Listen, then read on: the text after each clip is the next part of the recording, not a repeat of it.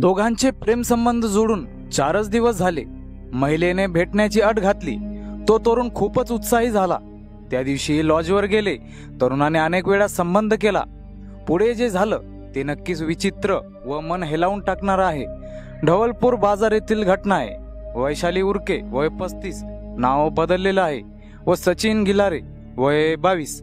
सदरील महिला ही विवाहित असून सचिन या तरुणाशी 4 दिवसापूर्वी त्याची ओळख झाली होती. त्यांनी एक दुसऱ्यांना मोबाईल नंबर शेअर केला. 2 ते 3 दिवस खूपच बोलणे झाले.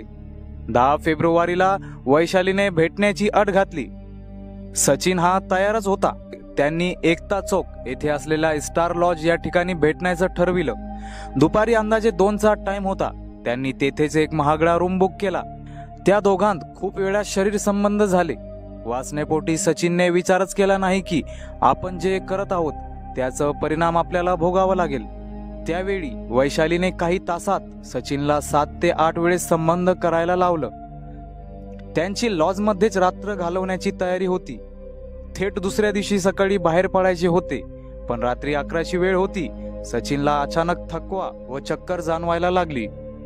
त्याने दुर्लक्ष केलं, परंतु थोड्या वेळानं त्याची प्रकृती जास्तच नाजूक झाली.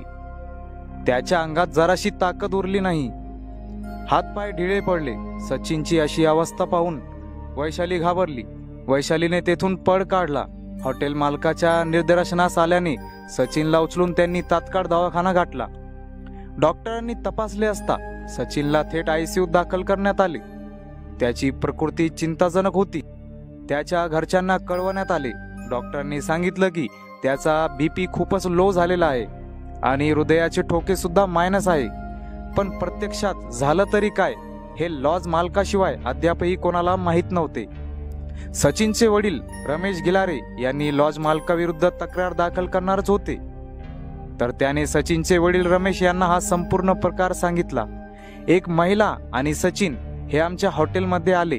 त्यांनी रूम बुक केला. रात्री 11च्या वेळी जेव्हा आम्ही तेथे आलो तेव्हा त्या रूमचा दरवाजा हा ओपन होता. आम्ही आत पाहिलं असता सचिन हा अशा अवस्थेत होता आणि ती महिला त्यावेळी तेथे नव्हती. कदाचित ती त्याला अशा अवस्थेत सोडून गेली असेल. हे ऐकल्याने सर्वांना धक्काच बसला. त्यानंतर रमेश यांनी वैशाली हिच्यावर गुन्हा दाखल केला. त्या महिलेला अटक करून विचारपूस करण्यात आली. तेव्हा तिने घडलेला सर्व घटनाक्रम सांगितला. तिने स्पष्ट सांगितलं की सचिन व माझ्यात त्यावेळी 7 ते 8 वेळा शरीर संबंध झाले होते. रात्री 11च्या वेळी सचिनला असा काहीसा त्रास व्हायला लागला. त्याला अशा अवस्थेत पाहून मी खूप घाबरले. त्याला काही झाले तर मी अडकणार या भीतीपोटी मी तेथून पळ काढला. तर अशा प्रकारे या संपूर्ण घटनेला वाव मिळाला.